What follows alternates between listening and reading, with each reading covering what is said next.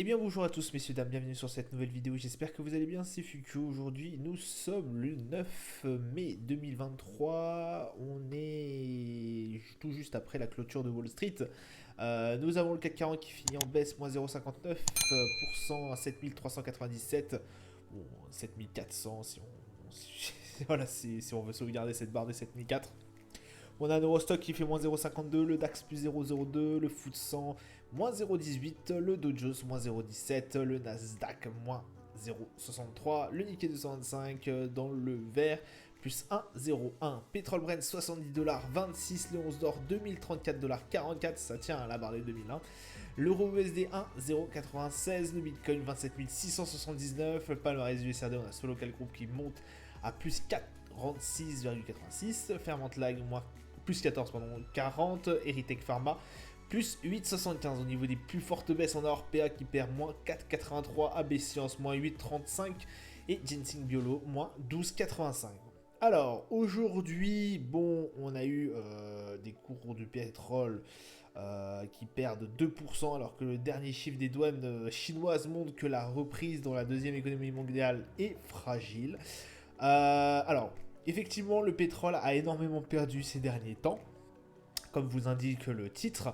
Bon, là, il s'est repris parce que 77,26$, quand même, on était bien bas. Il fut de cela la semaine dernière. On avait même attendu pendant un moment les 70$ le baril, je crois, et quelques.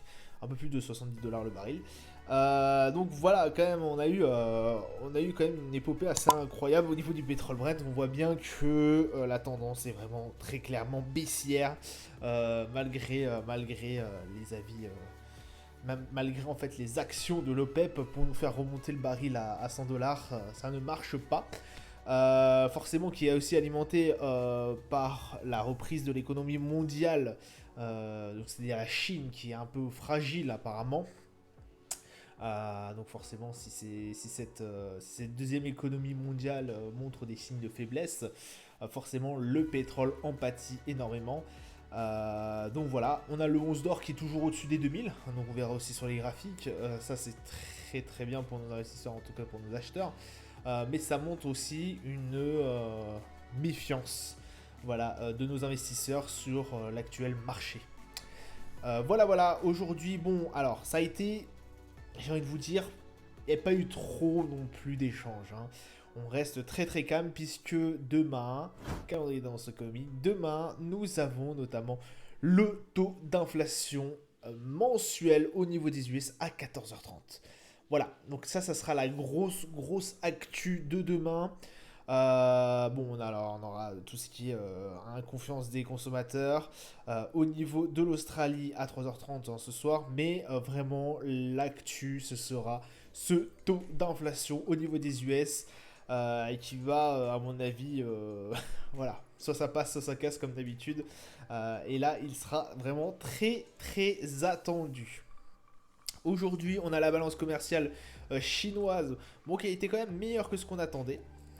Faut le souligner, mais ça va pas forcément très très bien au niveau de la Chine. Et de toute façon, ça va pas forcément très très bien. On voit bien au niveau des marchés, au niveau de l'actualité, ça va pas très bien non plus au niveau mondial. On voit que les taux, je vous le dis à chaque fois, les taux les taux directeurs et cette politique monétaire menée par nos banquiers centraux commence à peser très très lourd. On a vu déjà des banques qui perdent d'une façon incroyable très très vite leur argent, qui n'arrivent plus, hein. On n'arrive plus du tout à s'en dépêtrer, hein, parce que voilà, c'est la semaine dernière c'était une banque, c'était la First Bank Republic. Ouais, je me rappelle plus jamais comment ça se prononce, First Republic Bank, ou je sais plus dans quel sens c'était. Mais bref, on a eu la First, on a eu un doute au niveau de la Deutsche Bank, on a eu Crédit Suisse, on a eu SBB. Enfin, vraiment, là, c'est des meurtres en série de nos banques. Et ça commence à peser de plus en plus lourd. On a l'immobilier qui commence à en pâtir aussi énormément, hein. Forcément, la hausse des taux n'amène plus d'investisseurs. Les personnes deviennent de plus en plus, j'ai envie de vous dire, méfiants. D'ailleurs, ça se ressent au niveau du 11 d'or, qu'on verra. Donc voilà, hein, l'économie ne va pas forcément très très bien, elle ne va pas au mieux. Et beaucoup commencent à reparler de stagflation, on commence à reparler un peu de récession. Alors sachant que les deux sont vraiment très très très mauvais pour l'économie mondiale. Hein. La stagflation dans les années 70, on est resté pendant un bon bout de temps, je crois qu'on est resté pratiquement 10 ans à stagflationner si j'ose dire. C'est resté quand même un sacré paquet d'années. La récession, ça fait bien longtemps qu'on n'en a pas une. Donc écoutez, méfions-nous et restons, comme je vous l'ai dit, restons prudents. Au niveau de nos chers marchés. Alors, nos chers marchés, on a eu aujourd'hui le CAC 40, donc qui a repris, puisque c'était férié hier, c'est pour ça que vous n'avez pas eu de review, hein, bien évidemment. On a clôturé du coup sur un 7394. Bon, on reste, j'ai envie de vous dire, sur la barre environ des 7400. On a bien été chassé en dessous. Hein. On est descendu pendant un moment en dessous des 7340, des 7330. Donc voilà, ça a quand même chassé assez bas. Mais on a quand même réussi pour moi à sauvegarder ces 7400. Je pense que ces 7400 tiennent toujours. RSI, bon, en zone de neutralité, on a 49 environ, donc j'ai envie de vous dire pas très loin. Et un MACD, voilà, qui a une tendance petitement haussière. Petit haussier, mais voilà, ça commence à s'affaiblir, on le voit bien sur le graphique. Le DAX, alors le DAX, bon, toujours très très en forme quand même, le DAX par rapport à tout ce qui se passe au niveau mondial. On a eu un 15 947, voilà où on a clôturé. Assez proche, j'ai envie de vous dire, de nous, 16 000.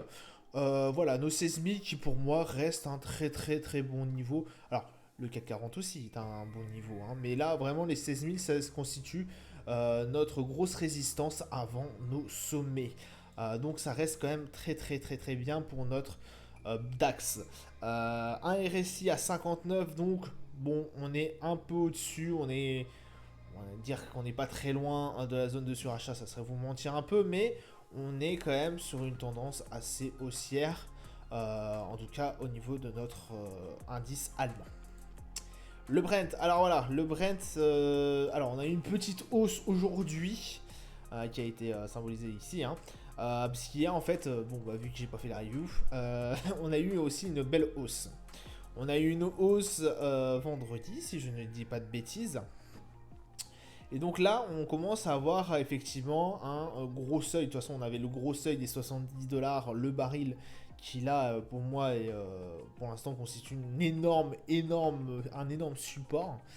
En tout cas, la résistance au niveau des 80 constitue forcément la résistance, mais elle constitue aussi une grosse résistance qui peut être facilement cassable, j'ai envie de vous dire, avec le contexte qu'on a actuellement.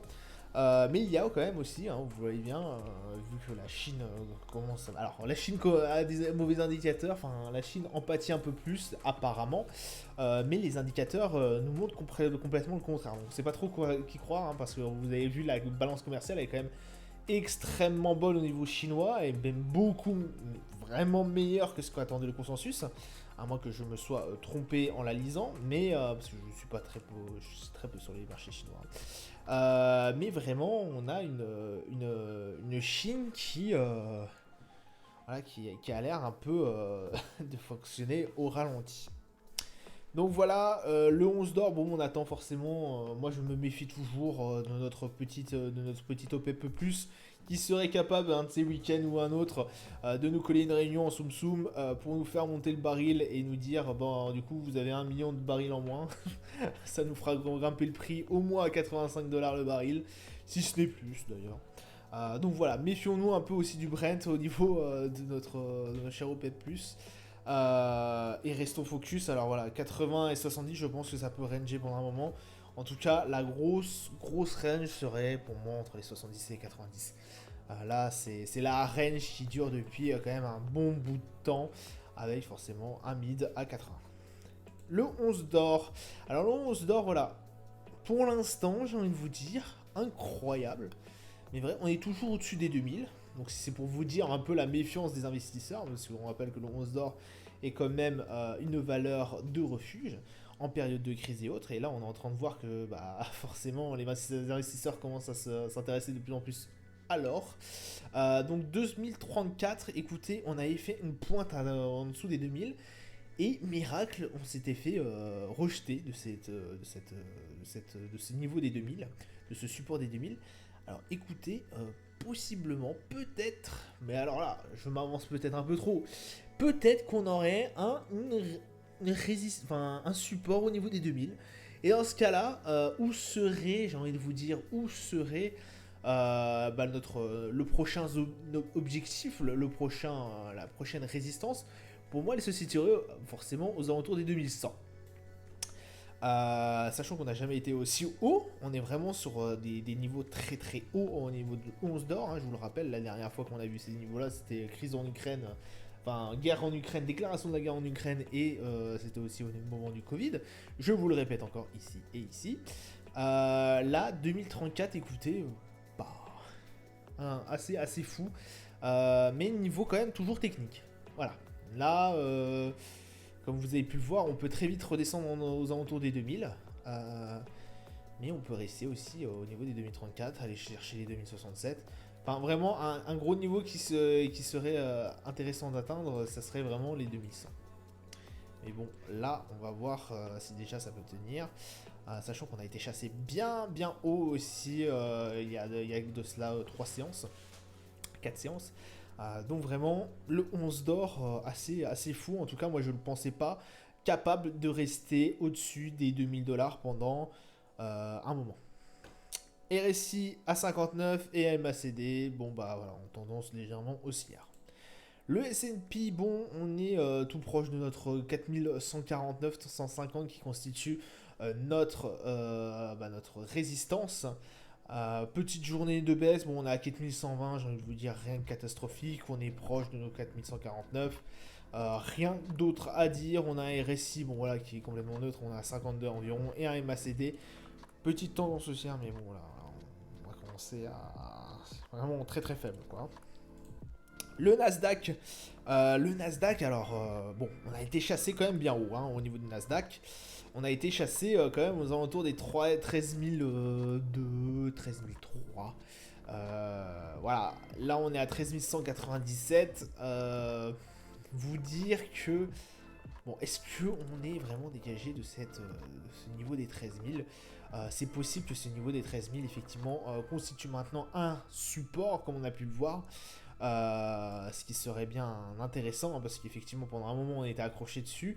Là, on l'a dépassé, et hop, une fois qu'on l'a dépassé assez haut, aux alentours des 13 003 et 13 002, ça nous a effectivement, à mon avis, constitué un support. De ce fait, quand on est redescendu aux alentours des 13 000 pendant les 4 journées là, de baisse, hop, on a repump derrière dessus. Donc c'est assez... Pour moi, c'est possible qu'il constitue effectivement un support. Bon, dans ce cas-là, quel serait notre prochain niveau? Bon, allez, moi je... Ouais, 14 000. 14 000, mais encore, je suis vraiment patient. On est vraiment sur des niveaux assez compliqués.